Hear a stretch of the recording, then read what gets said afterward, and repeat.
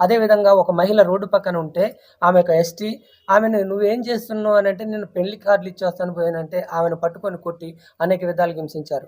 అదేవిధంగా ఒక భర్త లంగోటు అంటే నిక్కరు భార్యకేసి తెలంగాణలో హింసించిన సంఘటనలు మీ దృష్టికి అనేకం వచ్చినాయి.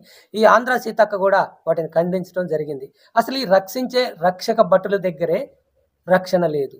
మీ మహిళలకి ఈ ఇప్పుడు ఇవి జరుపుకోవటమే కానీ నిజంగా స్వతంత్రం వచ్చిద్దా? మహిళా దినోత్సవం నిజంగా జరుపుకున్నారా? నిజంగా మహిళలకు స్వతంత్రం వచ్చిందంటారా? మీరు చెప్పండి. వచ్చేసిద్ది అని కాదండి. మానవ ప్రయత్నం అంటూ చేయాలి.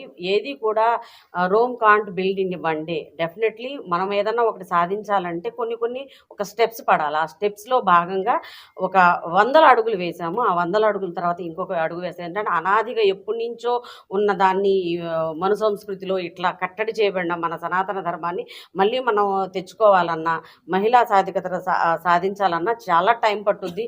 వచ్చేసిద్ది. మేము ఈరోజు సంబరాలు చేసేసుకున్నాం అని కాదు. అలాంటి ఇప్పుడు మేమందరం ఇక్కడ మాట్లాడుతున్నా అంటే మా కుటుంబాల్లో మహిళా వివక్షత లేదు అని కాదు. మేము మమ్మల్ని హీరోల్లా చూస్తున్నారని కాదు. కానీ మా ప్రయత్నం అయితే చేయాలి. ఆ బాధలు మేము పడుతున్నాం కాబట్టి పక్కన ఇంకా ఎంతమంది ఉంటారు, వాళ్ళ వాయిస్ మా రూపంలో వస్తుంది. ఇక్కడ మేము నించున్న వాళ్ళందరం కూడా మేము నెత్తిన పెట్టుకొని చూస్తున్నట్లు కాదు, మాకేం కష్టాలు లేనట్లు కాదు. మా ఫ్యామిలీస్లో చాలా జరుగుతాయి. కాబట్టి ఆ బాధల్ని ఎదురు వాళ్ళ ఎఫెక్ట్ అవుతుంటే మేము చలిస్తామన్నమాట.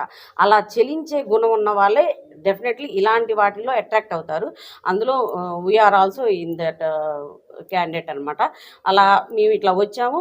చెప్పాను కదా, ఏది కూడా ఒక్క అడుగుతో ప్రారంభం అవ్వదు. It will take time. Definitely we will get that. చివరిగా ఒకే ప్రశ్న మేడం.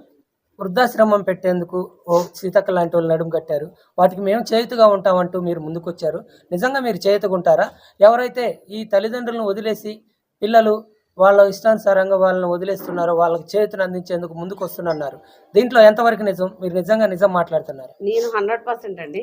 మేము ఫస్ట్ మాట్లాడుకున్నప్పుడే మేడం గారు అంటే ఒక సజాతి ధృవాలు ఇది ఆకర్షించుకుంటాయి అన్న టైప్లో మామూలుగా అయితే ఫిజిక్స్ పరంగా అయితే డిఫరెంట్ అవుతాయి. కానీ మన వ్యక్తిత్వాలు కొన్ని ఒకే యాసెప్ట్లో ఉన్నప్పుడు మనం ఆకర్షించబడతాము. అట్లాగే మేడం గారి భావజాలం కానీ నాది కానీ ఒకటే అవుతుంది. డెఫినెట్గా ముందు సహకారం మొత్తం ఇప్పుడు ఫస్ట్ ఎస్టాబ్లిష్మెంట్ మేడం ఆల్రెడీ చేశారు.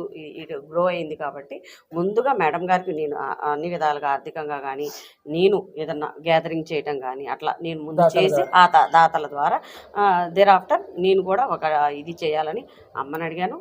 సహకరిస్తానని చెప్పారు. డెఫినెట్లీ మేము అది ముందుకు తీసుకెళ్తాం. ఆంధ్ర సీతక్క చివరిగా ఈ